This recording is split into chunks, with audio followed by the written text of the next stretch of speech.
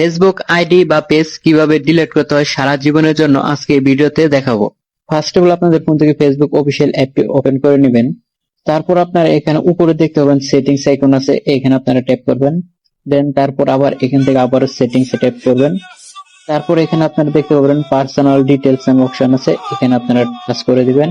তারপর এখান থেকে নিচে পুনরায় আবার পার্সোনাল ডিটেলস এখানে ট্যাপ করবেন। তারপর এখান থেকে আপনারা যেখানে নিচে দেখতে পাবেন অ্যাকাউন্ট ওনারশিপ এন্ড কন্ট্রোল, এখানে আপনারা টাচ করে দিবেন। এখানে টাচ করবে আপনারা এখানে দেখতে পাবেন ডিঅ্যাক্টিভেশন, এখানে আপনারা ট্যাপ করবেন। তারপর এখানে আপনাদের যে প্রোফাইল আইকন আছে এখানে আপনারা টাচ করে দিবেন। তারপর এখানে দুইটা অপশন দিয়ে দিচ্ছে, এই দেখেন এখানে যে প্রথম অপশনটা দিচ্ছে এটা হচ্ছে ডিঅ্যাক্টিভ অ্যাকাউন্ট আর এখানে হচ্ছে ডিলেট অ্যাকাউন্ট।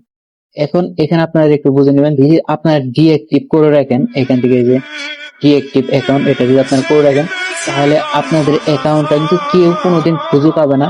যাদের সাথে আপনি মেসেজ করেছেন বা মেসেঞ্জার কোনো আদান প্রদান করেছেন, যত রকম চ্যাট হিস্ট্রি করেছেন, ফটো আপলোড করেছেন, তার আগে সেগুলো সব কিন্তু ব্যানিশ হয়ে যাবে, সেগুলো কেউ কিন্তু আর দেখতে পাবে না।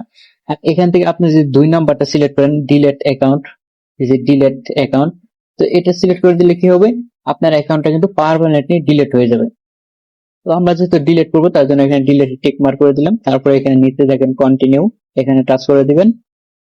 তারপরে এখান থেকে যে কোনো একটা অপশন আপনারা সিলেক্ট করে নিতে কি জন্য আপনার ফেসবুক আইডি ডিলিট করেছেন, তো আমি আপনাদের দেখানোর জন্য প্রথম যেটা আছে এটা এখান থেকে সিলেক্ট করে নিলাম।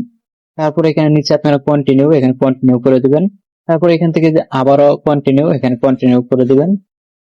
পর আপনার সামনে এরকম একটি অপশন শো করবে, এখান থেকে আপনারা চাইলে ফেসবুক আইডিতে যত রকম ছবি পোস্ট করেছেন সেগুলো কিন্তু আপনারা এখান থেকে খুব সহজে ডাউনলোড করে নিতে পারবেন। এই দেখেন এখানে যে ডাউনলোড অপশন আছে, এখানে টাচ করার সাথে সাথে কিন্তু সব ইনফরমেশন আপনারা চাইলে ডাউনলোড করে রাখতে পারেন। তো আমরা যেহেতু ডিলিট করে দেবো, আমাদের এখানে তো পার্মানেন্ট নেই, তার জন্য এখানে নিচে দেখেন আবার কন্টিনিউ, এখান থেকে কন্টিনিউ করে দিবেন।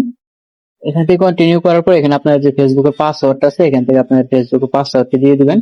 তারপরে এই দেখেন এরকম একটি পেজ আপনার নিয়ে আসছে, এখানে কিন্তু ফেসবুক লিখে দিয়েছে আপনি চাইলে 30 দিনের মধ্যে আপনার এই ফেসবুক অ্যাকাউন্টে কিন্তু পুনরায় আবার ফিরিয়ে আনতে পারবেন। আর যদি আপনি 30 দিনের ভিতরে আপনার অ্যাকাউন্টে না ফিরিয়ে আনেন তাহলে কিন্তু পার্মানেন্টলি তারা ডিলিট করে দেবে। আপনি চাইলে 30 দিনের মধ্যে কিভাবে নিয়ে আসবেন, তো আপনি সেম ভাবে পাসওয়ার্ড এবং আপনার ফোন নাম্বার বা ইমেল দিয়ে লগ ইন করলে কিন্তু চলে আসবে। সেক্ষেত্রে 30 দিনের মধ্যে চাইলে আপনি ফিরিয়ে আনতে পারবেন।